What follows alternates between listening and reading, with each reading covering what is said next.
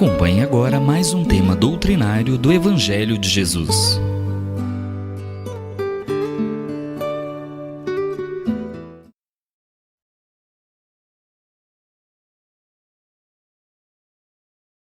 Boa noite, queridos irmãos, queridas irmãs. Hoje aqui estamos reunidos para, junto do Grupo Espírita Irmão Aniceto, abordarmos um tema que talvez seja o tema mais abordado por todos os palestrantes, ou dentro de todos os templos religiosos, a palavra mais pronunciada, a palavra mais ouvida por todos nós. Nós hoje iremos estudar, compreender, refletir em nós próprios sobre a lei do amor ou sobre o próprio amor.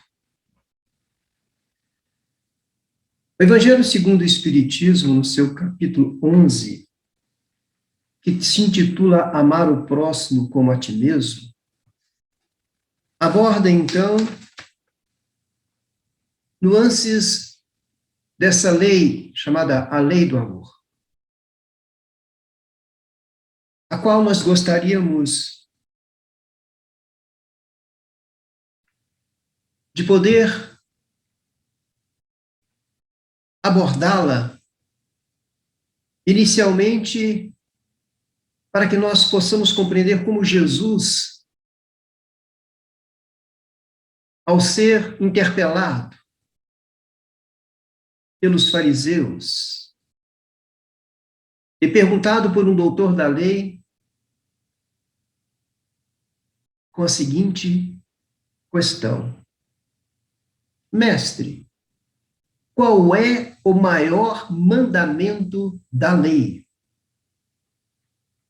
Jesus, então, respondeu: Amarás o Senhor teu Deus de todo o teu coração, de toda a tua alma e de todo o teu espírito.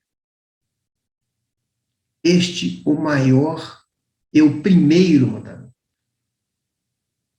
Mas prossegue Jesus: e aqui tendes o segundo, semelhante a esse: amarás o teu próximo como a ti mesmo. Ou seja, repitamos: aqui tendes o segundo, semelhante ao primeiro, que fala de todo amor a Deus. O segundo é: amarás o teu próximo como a ti mesmo. E vem completar esta sua fala, dizendo para aqueles que ali se encontravam e para todos nós até hoje: toda a lei e os profetas se acham contidos nesses dois mandamentos. Todos nós sabemos de que ele estava naquele momento se dirigindo aos judeus, àqueles que conheciam profundamente a lei do judaísmo, a Torá, que reunia dezenas de informações, de leis,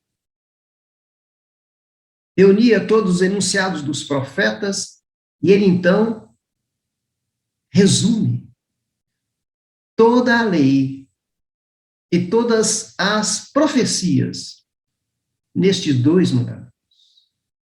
Isto é extraordinário. Não para os fariseus, não para os judeus, não para os doutores da lei daquela época, para nós hoje compreendermos de que se torna tão simples compreender todo o conjunto de leis e de mandamentos, quando ele então resume na lei do amor: amarás a Deus de todo o teu coração, de toda a tua alma, de todo o teu espírito. E chama esse de o maior e o primeiro. Mas também, quando ele diz que aqui temos o segundo, semelhante a esse, amarás o teu próximo, a teu próximo, como a ti mesmo. Portanto, a partir de agora, nós temos que compreender a ligação entre amar a Deus, amar ao próximo e amar a nós mesmos. Temos certeza que, nesta reunião que aqui se está, mas se ela se expandisse para uma pergunta que envolvesse toda a sociedade brasileira, que notadamente se pronuncia religiosa, que compartilha uma das religiões cristãs que são presentes na nossa sociedade, o catolicismo na sua maior amplitude, os evangélicos nas suas diversas desdobramentos, nós, os espíritas, se fosse feito a pergunta a todos nós, cristãos, que estamos atrás de um credo religioso, se amamos a Deus, haveria um percentual elevadíssimo, proporcional à condição da religiosidade de todos nós. Ou seja, amamos a Deus. Mas será que amamos verdadeiramente a Deus? Talvez esse agora será o paralelo da nossa reunião da noite de hoje. Para que nós possamos, então, fazer uma reflexão de que se estamos efetivamente nos comportando dentro dessa assertiva de amar a Deus. E para isso, então, nós vamos recorrer ao próprio Evangelho segundo o Espiritismo, em uma das suas parábolas mais conhecidas, e que, se me permitirem, eu farei um paralelo dessa. E esta parábola, ela começa sem que eu possa identificá-la imediatamente, pois vamos mudar o seu nome.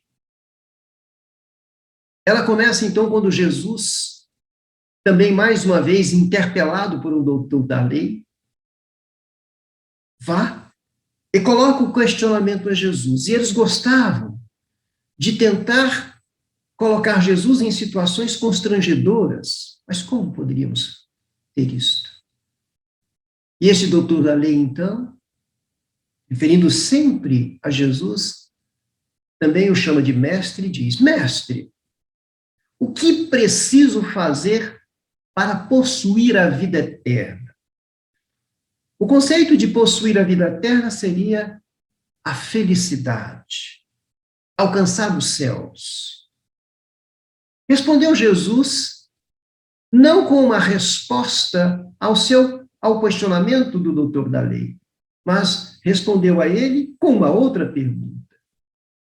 O que é que está escrito na lei?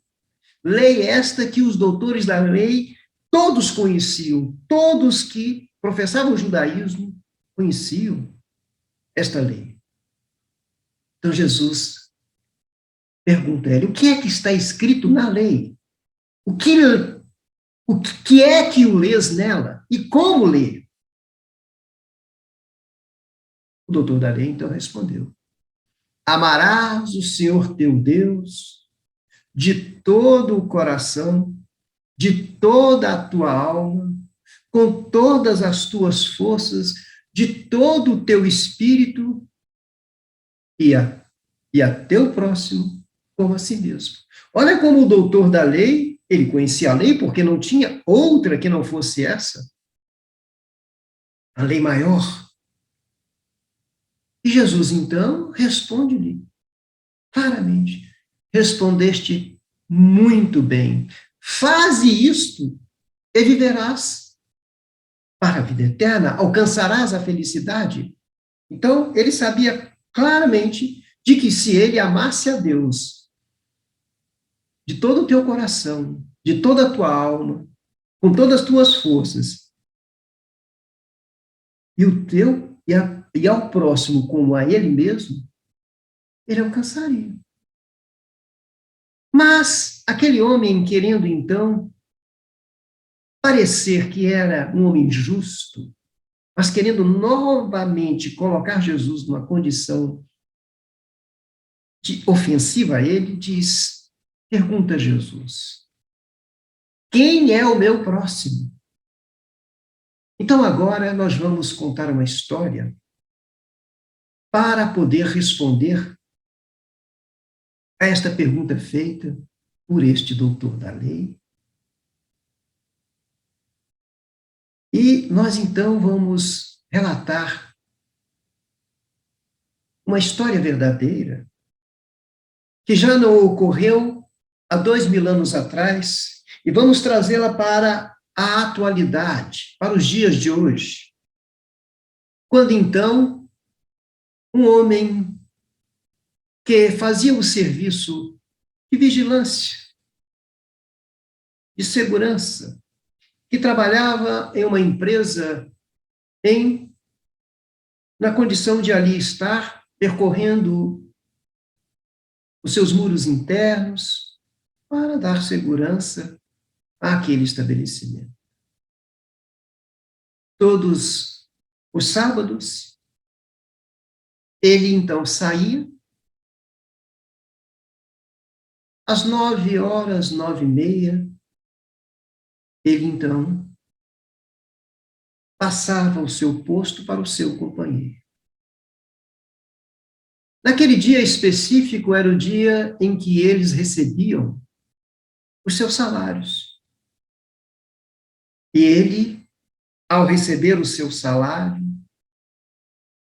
mentalmente já ia dividindo aquela quantia para liquidar os débitos que eram constituídos, que eram contraídos durante o mês, no mercadinho, no açougue, enfim, na farmácia, e o resíduo para poder pagar o carnê. Ele ali então coloca aquele seu recurso que recebeu em espécie, coloca na sua bolsinha e vai para poder pegar a bicicleta pela qual ele a utilizava sempre para voltar no seu longo caminho para casa. O local onde ele trabalhava ficava numa zona mais afastada e passava por um lugar, às vezes, muito escuro, até atingir a avenida principal, quando então ele podia pegar um percurso mais claro, mais seguro, para chegar à sua casa. E assim foi.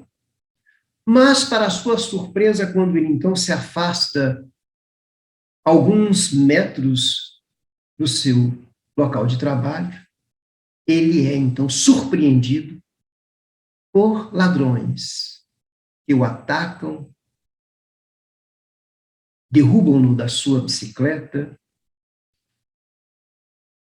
roubam todos os seus recursos, seus documentos, suas roupas, sua bicicleta, deixam-lhe seminu e ainda o agridem, praticamente o deixando desacordado, ferido, e deixam-lhe ali, jogado, no meio do escuro. Passado um certo tempo, ele se esforça com todas as forças que ainda lhe restavam para se levantar e praticamente engatinhar e se arrastar para alcançar a via pública, onde ele poderia, então, ser notado. E assim ocorreu.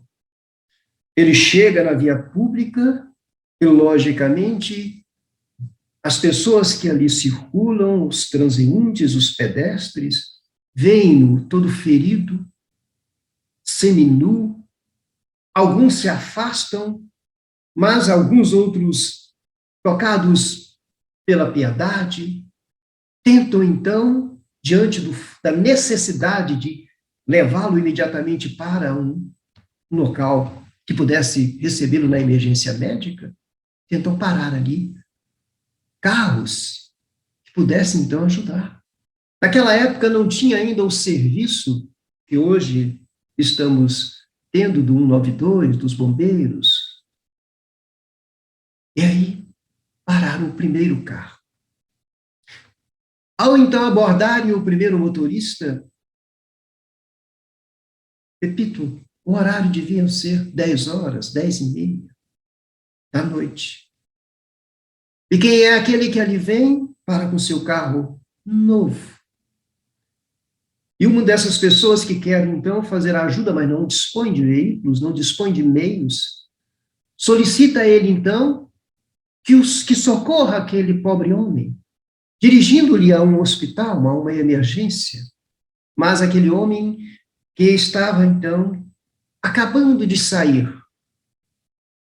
como dirigente religioso de um templo evangélico, ao ver aquele homem caído e ao ver o seu carro, o qual gostava de mostrar na entrada da igreja, novo, limpinho, ele não conseguia ver o homem, ele só via a sujidade que poderia trazer para dentro do seu carro.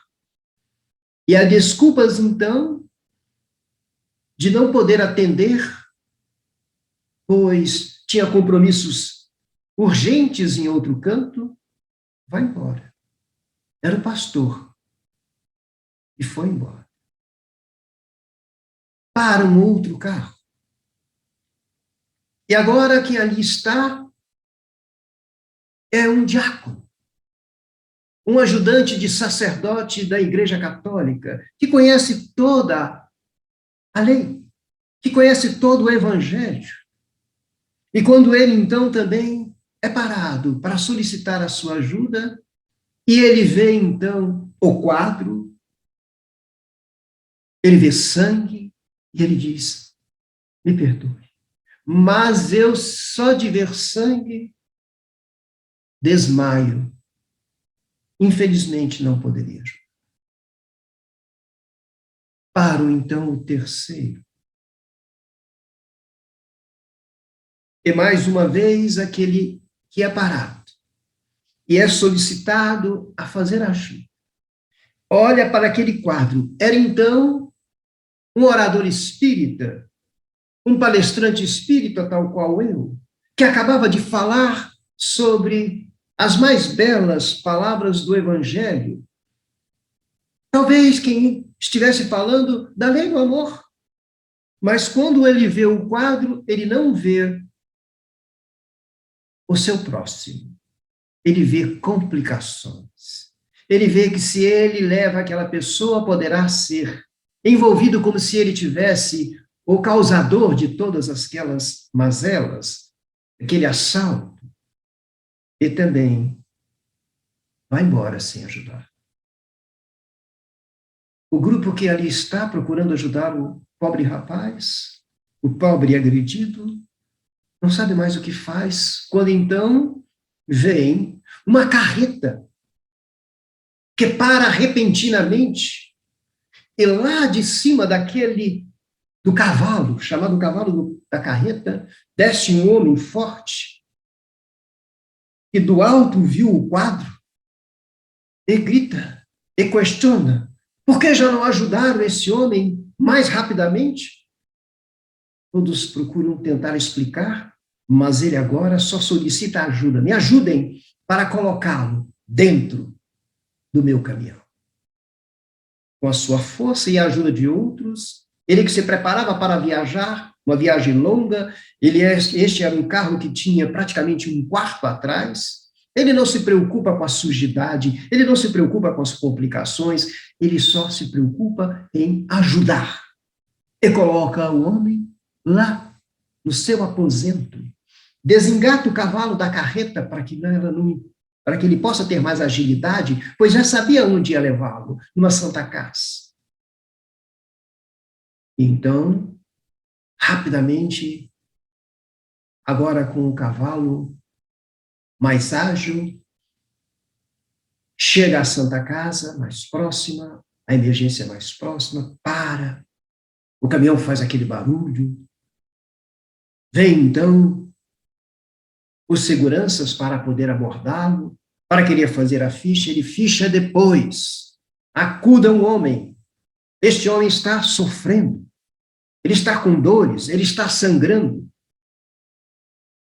e lá do seu alto ele traz o homem nos seus braços, coloca na maca, e vai junto com ele até onde é possível. E diz, vou aqui ficar esperando, informa a enfermeira de plantão. Passa-se o tempo, passa-se a hora, e ele aguarda. Até que então, chega 2 horas depois, a enfermeira trazer as notícias, informando que o homem não teria risco de vida, que estava com politraumas, com feridas expostas, com hematomas expostos, mas que estaria bem. Ele fica, então, agora aliviado, volta até o seu caminhão, pega uma muda de roupa, de sua roupa, vai até a enfermeira e solicita a ela que gostaria de ir lá levar aquelas vestimentas para o seu querido irmão. A enfermeira se surpreende com toda aquela cortesia, com todo aquele cuidado, com todo aquele amor. E ele chega então perto do homem, que agora já está acordado, lúcido, e reconhece nele a pessoa que o ajudou. E ele então, bem calmamente, diz àquele homem, olha, vou deixar aqui esta muda de roupa, para que você, quando então for voltar para casa, tenha algo de usar. E bem baixinho vai até o ouvido dele e diz, no bolso tem tantos reais para poder você pegar um táxi que o leve até a sua residência. Só agora, então, aquele pobre homem compreende a grandeza daquele mundo. E quando ele, então, se prepara para despedir do caminhoneiro, ele o segura, pergunta, moço, qual é o seu nome? E ele responde, Bastião. Bastião, Bastião do quê? Bastião do caminhão. Seu irmão. Moço, diga para mim, qual a igreja você frequenta? Onde aprendeu esse amor, essa caridade que eu quero ir buscar? Bastião responde então a ele, aprendi na estrada da vida e na estrada por onde circulo o meu caminhão. Meu caminhão, minha igreja, meu templo. Pois não tenho tempo de frequentar as igrejas, pois viajo muito, mas encontro na estrada da vida muitos necessitados. Mas também encontro muitos que me ajudaram nos momentos mais delicados e difíceis das jornadas da vida. E aí aprendi que devemos fazer ao próximo tudo aquilo que gostaríamos que fosse feito a nós próprios. Essa paródia da parábola do bom samaritano, ela traz para que nós possamos primeiro compreender de que quem é o nosso próximo. Aquele fariseu, ao questionar Jesus, a ideia de que ele tinha, de que o próximo dele eram somente aqueles que tinham a sua própria nacionalidade, o seu próprio credo religioso. Ou seja, é um amor ao próximo egoísta, seletivo, que não é, na realidade, o amor ao próximo. Porque quando, então, nós formos refletir diante do comportamento do evangélico, do católico, do espírita, quem foi o mais próximo? Quem foi o próximo daquele próximo? O Bastião, que não tinha religião, que não tinha credo religioso, mas que tinha amor. Ele não se preocupou como não se preocupou o samaritano da parábola. Ao ver o homem desnudo, não quis saber a sua nacionalidade, a sua religião, o seu sexo. Ele só se preocupou em ajudar. Da mesma forma que Bastião o coloca no caminhão, o samaritano coloca no seu animal. Coisa rara, pois o animal era algo sagrado para cada um. Da mesma forma que Bastião o leva para a emergência médica, para a Santa Casa, ele leva aquele homem para uma hospedagem. Na hospedagem, cobre-lhe as despesas futuras, tal qual Bastião provém o recurso para que esse homem possa retornar dignamente para a sua casa, se assim necessitar. Portanto, este bom samaritano, este bom caminhoneiro, o que eles têm dentro de si? O verdadeiro amor, a compaixão, aquilo que todos nós temos que ter dentro de nós, o desejo imenso de ajudar. Ele tirou de dentro de si. Ele saiu do seu caminho. Ele saiu da sua jornada. Ele dedicou aquilo que é mais caro para dedicar: o seu tempo, a sua atenção, o seu apoio. E assim, então, se pode efetivamente dizer que se ama a Deus. Não há possibilidade de se amar a Deus sem que isso seja materializado no amor ao próximo. Mas também não há possibilidade de se amar a Deus e ao próximo sem amar a si mesmo. Bastião amava a si mesmo porque ele edificou dentro de si a luz do amor, da fraternidade, da compaixão, da humildade, do sentido de fraternidade. Nós só podemos dizer que nos amamos ou amamos a nós próprios se estabelecemos as virtudes e deixamos com que elas estejam dentro do nosso ser. Ou que elas apareçam dentro de nós. O amor. Dentro de uma definição maravilhosa que nos foi dita, que o amor é a concentração das virtudes no coração nosso, no coração do outro. E todos nós temos o germe do amor, pois vós sois Deus. Deus é amor.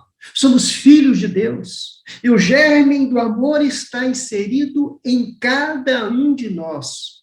E ele precisa ser, então, estimulado nas suas diversas ramificações, facetas, para que ele, então, possa tomar conta de nós. E este é o primeiro trabalho que temos que fazer em nós próprios. Fazer com que o amor tome conta de nosso interior. O amor pode ser representado também como um brilhante, multifacetado, que cada um de nós tem dentro de si. Cada uma das facetas é uma virtude. Cada uma das facetas é uma virtude. A virtude da paciência, da compreensão, da docilidade, da bondade, do perdão. São este brilhante multifacetado, cada faceta uma virtude. E por que ele não se faz presente em nós como luz, fazendo a refração da luz interior para fora, porque nós o cobrimos de sujidades. O brilhante está lá. Mas aí cobrimos uma faceta com egoísmo, cobrimos uma faceta com orgulho, cobrimos uma faceta com ódio, cobrimos uma faceta com a impaciência, cobrimos uma faceta, enfim, com todos esses defeitos morais que acabam, então, cobrindo este brilhante e não permitindo de que ele se faça presente. Então, qual é a estratégia para que o amor surja em nós em toda a sua potencialidade? Muitos de nós, às vezes, sentimos muitas dificuldades quando nós falamos sobre o tema da condição do amor, do altruísmo, da caridade, do perdão. Como é que fazemos, então? Aí nós vamos dar, então, uma estratégia. Se nós temos esse brilhante dentro de nós, com todas as facetas que são as virtudes, qual é, então, a estratégia? Se nós polirmos, retirarmos a sujidade do ódio, o que aparece embaixo? Aquilo que se encontra, a realidade. A luz nunca desaparece. Tirou-se, então, a opacidade. Do ódio aparece o quê? O amor, o perdão. Tirou-se, então, a sujidade do orgulho, aparece a humildade. Tirou-se a sujidade do egoísmo, aparece a fraternidade, o altruísmo. Tirou-se a sujidade da impaciência, surge a paciência. Ou seja, temos que trabalhar os contraditórios. Dessa forma, então, nós vamos paulatinamente permitindo que o amor se faça presente. Para depois, então, começarmos de uma forma completamente imediata, automática, a amar a todos aqueles que se encontram. O amor ao próximo começa nos nossos lares, com nossos filhos, com nossa esposa e esposo, com os nossos pais. O amor, ele prossegue dentro do nosso ambiente de trabalho, dentro do respeito, dentro da compreensão, da ajuda àqueles que estão ao nosso lado, da disciplina para com aqueles que nos lideram. O amor, ele vai para as ruas públicas. Isso me faz lembrar esses dias atrás, quando venho lá da cidade de Trindade para minha casa, e no caminho tem alguns malabares, aqueles que ganham a sua vida fazendo malabarismo nos cruzamentos. E algo me chamou muita atenção. Quando então, parado que estávamos no sinaleiro, um homem desce do seu carro. E começamos a observar, porque o que ele iria fazer? Saindo do seu carro, ali no meio, carrega consigo um par de tênis. Achamos até de que ele iria interpelar o malabar por outras razões. Mas quando então todos nós olhamos aquele quadro, aquele que saiu do carro, tinha visto algo que ninguém viu. O malabar, quando fazia o seu malabarismo, demonstrava os seus 2 tênis completamente acabados, mostrando os seus dedos, expondo as suas fragilidades. Aquele que viu aquilo, tocado pela compaixão, tocado pelo sentimento de fraternidade, se dirige a ele e entrega a ele aquele par de tênis. E mais nada. Todos ficam estupefatos, surpresos. Mas nós precisamos compreender de que essas manifestações de solidariedade, de amor, de fraternidade, elas existem em muitos lugares. É que nós, infelizmente, temos, muitas vezes, a mídia dirigida para as coisas que não são boas.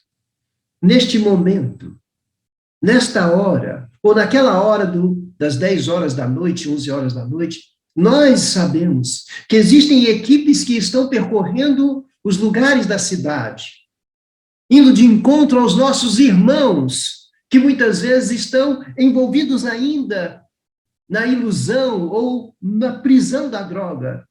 Mas o que eles recebem dessas equipes, desses voluntários anônimos, que ali eles vão entregar uma água, uma sopa, um sanduíche, um abraço, um amor. E quantos são resgatados nessas ações? São muitas. E isto está espalhado porque o amor está dentro de cada um de nós. Reconhece-se o verdadeiro cristão pela sua vontade firme de permitir que o amor que Deus plantou em cada um de nós floresça, tome conta de cada um de nós. Meus queridos irmãos, nos preparamos para poder encerrar. E eu conclamo a todos para que nós possamos ter a consciência de que a humanidade, ela melhora na mesma proporção que nós nos melhoramos. A humanidade melhora na mesma proporção que o amor começa a tomar conta de cada um de nós. Precisamos, pois, fazer reflexões, análises sobre nós próprios, de entender de que nós todos devemos procurar a nossa autoiluminação. O que é que viemos fazer na Terra? Diz que a Terra é uma escola. Concordo e concordamos todos. E qual é a matéria que viemos aprender na Terra? O homem renasce na Terra para aprender a grande lição e a maior lição que existe, a lição do amor. Portanto, não são rótulos religiosos, não se diz ser espírita, católico, evangélico, budista. O que nós temos que ter não é crença religiosa. Religião é um modo de crer. Crença religiosa é um modo de ser. E nós precisamos nos transformar. Para nos transformando, possamos ser os verdadeiros discípulos de Jesus, e aí sim, obedecendo aquilo que ele nos conclamou a cada um dos seus discípulos, chamando os discípulos para que eles amassem uns aos outros, amassem ao próximo. E assim devemos, então, buscar a nossa luta, a nossa determinação. Que este possa ser um pequeno estímulo para que busquemos dia a dia deixar com que o amor